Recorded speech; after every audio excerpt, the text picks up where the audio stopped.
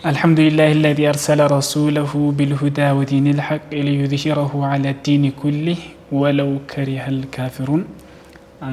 السلام عليكم ورحمة الله وبركاته. ሌላ ቶፒክ ደግሞ ከዱዓ ጋር የተያያዘ ነገር ማለት ነው። ፓወር ኦፍ ዱዓ ምን እንደሆነ፣ የዱዓ አቅም ምን እንደሆነ፣ ዱዓ ምን ማድረግ እንደሚችል ማለት ነው። ላይክ እዚህ ይሄ ቶፒክ የተፈለገበት ምክንያት ላይክ እንደሚታወቀው ረመዳን ፊት ለፊታችን ነው እየመጣ ነው። አንድ ሰው አንድ ግለሰብ ላይክ ያለፈውን ሂስትሪ ያለፈውን ታሪክ ማለት ነው ማየት የለበትም በሚለው ነው። ምክንያቱም ይሄ ነገር ከእስትግፋር ጋር ያያዛል። አንድ ሰው ያለፈው ነገር ምንም ይሁን እሱን ትቶ ላይክ ባያቂን ወደ ፊት ለፊት የሚያስብ ከሆነ ላይክ ለዚህ ሰውዬ ምን ሊፈጠር ይችላል የሚለው ነው። እና የዱዓ አቅም ምንድነው የሚለው ነው። አሁን ወደ ዋናው ሳልገባ በፊት ዱዓ እኛ ከማናውቀው በፊት በጣም ላይክ ኤቭሪ ነገር ቼንጅ ማድረግ የሚችለው አንድ ባህሪያ በአላህ ተማምኖ ባያቂን ማለት ነው እውነትም በአላህ ተስፋ ቆርጦ ዱዓ የሚያደርግ ከሆነ ዓሊሞች እንደሚሉት ከሆነ ዱዓን ሲጀመር ቀደርም ቀይር ነገር የለም ኢለ ዱዓ ነው የተባለው።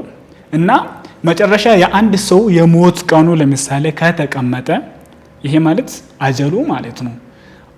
ላይክ ተቀምጦ ካለ እንትኑ እስካልመጣ ድረስ ላይክ ሞቱ ሰኽራ ውስጥ እስካልገባ ድረስ ዱዓ ያን ነገር ቼንጅ ማድረግ ይችላል ይላሉ ዓሊሞች።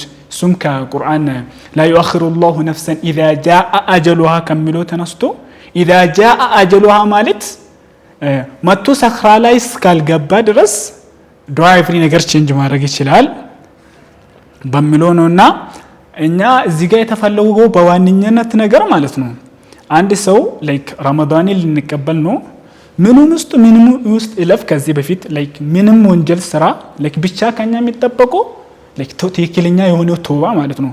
ትክክለኛ ባያቂን ቶባ ካደረግን በኋላ ወደ አላህ እንዴት ባያቂን ወደ አላህ እንዴት እንቀርባለን የሚለው ነው። ወደ አላህ ባያቂን ምንቀርብ ከሆነ ደግሞ ነብያችን ምን አሉ? ዱዓ ከተደረገ ባያቂን ከተደረገ ለወንጀል እስካልተደረገ ድረስ መቼም ተቀባይነት አለ አሉ።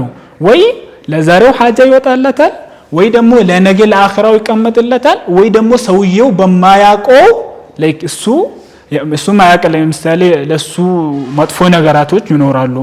ሰውየው ሳያውቅ ላይክ እነዚህ መጥፎ ነገራቶችን ይከለክልለታል እንጂ አንድ ዱዓ ተደርጎ በየቂን በአላህ ያ ሰውዬ ተስፋ ቆርጦ ዱዓ እስካደረገ ድረስ ዱዓ አይመለስም። ላይ ወራዱ ዱዓ ነው። ይሄ ሐዲስ ነው ከነብያችን ነው። ከኛ የሚጠበቀው ላይክ በአላህ ተስፋ ቆርጠን አሁን ረመዳን እየመጣ ነው ላይክ ባክዋርድ አትዩት። ባክዋርድ አንድ ሰው ላይክ አስ ኢንዲቪጁዋል ማለት ነው እኔ ብዙ ወንጀል ሰርቼ ሊሆን ይችላል። አላህ እንደ ሰው ልጅ አይደለም። ትላንትና እንደዚህ ሰርተያል አይልም። ወደ ፊት ለፊት ነው የሚያየው። ኩሉ በኒ አደም خطاء وخير الخطائين التوابون አለ።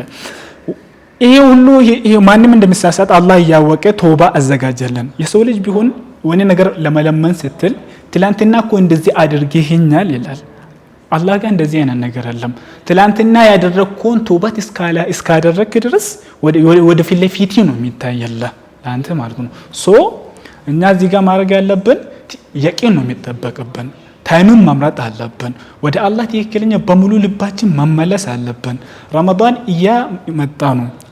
ትላንትና እኔ እኮ እንደዚህ ነበርኩ የሚለውን እዛው እንተው።